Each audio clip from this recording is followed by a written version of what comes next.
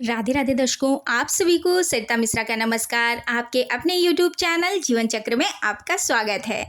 दर्शकों, आज मैं लेके आई हूँ पाप मोचनी एकादशी कब पड़ रही है और हम जानेंगे कि इसका महत्व क्या है, पूजा विधि क्या रहेगी। तो चलिए दर्शकों, वीडियो प्रारंभ करते हैं। दर्शकों, पाप मोचनी एकादशी का व्रत चैत मास के कृष्ण पक्ष की एकादशी तिथि को रखा जाता है। दर्शकों, जैसे कि आपको पता ही है, एकादशी का व्रत भगवान विष्णु को पूर्ण रूप से समर्पित होता है। दर्शकों, एकादशी का व्रत करने से व्यक्ति पर भगवान विष्णु अर्थात श्रीमन नारायण की कृपा दृष्टि बनी रहती है। दर्शकों, साथ ही घर में सुख समृद्धि आती है और आपको परेशानियों का सामना नहीं करना पड़ता है। दर्शकों, इस बार पाप मोचनी एकादशी का व्रत कब रखा जाएगा, तो चलिए दर्शकों जान लेते हैं। इस बार पाप मोचनी एकादशी का व्रत 5 अप्रैल को रखा जाएगा। दर्शकों, दरअसल एकादशी तिथि आरंभ तो 4 अप्रैल को शाम को 4:15 पर होगी और अगले दिन 5 मार्च को दोपहर 1:28 पे दर्शकों समाप्त हो जाएगी।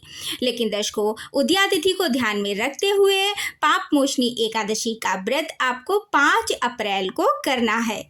चलिए दर्शकों जान लेते हैं पाप मोचनी एकादशी का महत्व क्या रहेगा। तो दर्शकों, ऐसी मान्यता है कि पाप मोचनी एकादशी का व्रत करने से व्यक्ति को आरोग्य की प्राप्ति होती है। इसके साथ ही जिन लोगों की संतान प्राप्ति की संभावना है वह भी पूरी होती है, अर्थात साथ ही व्यक्ति की सभी मानसिक समस्याएं दूर हो जाती हैं। साथ ही यह व्रत व्यक्ति को पाप से मुक्ति दिलाता है। तो दर्शकों इसीलिए पाप मोचनी एकादशी का व्रत रखना बहुत ही शुभ बताया जाता है। दर्शकों, पाप मोचनी एकादशी व्रत बहुत ही सरल व सहज तरीके से रखा जा सकता है। सुबह ब्रह्म मुहूर्त में उठकर स्नान आदि से निवृत्त हो जाइए और व्रत का संकल्प ले लीजिए। दर्शकों, अपने घर के मंदिर की साफ सफाई कर लीजिए। फिर एक चौकी पर भगवान विष्णु या भगवान श्रीमन नारायण या आपके पास अगर लड्डू गोपाल हैं तो आप उनको स्थापित करेंगे। अगर भगवान विष्णु को रख रहे हैं दर्शकों, तो उनके साथ में माता लक्ष्मी की प्रतिमा भी स्थापित करिएगा। दर्शकों, ऐसा करने से माता लक्ष्मी भी खुश होती हैं। दर्शकों, साथ ही भगवान विष्णु के लिए पंचामृत से स्नान आदि कराइएगा, अर्थात पंचामृत को अवश्य से चढ़ाइएगा।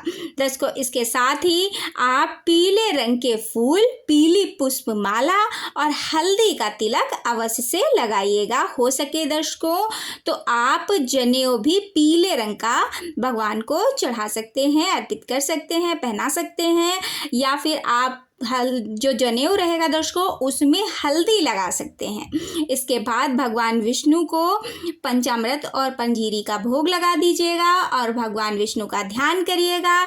इसके साथ ही जो आप भगवान विष्णु के लिए जो भी भोजन बनाएंगे दर्शकों वो सात्विक होना चाहिए।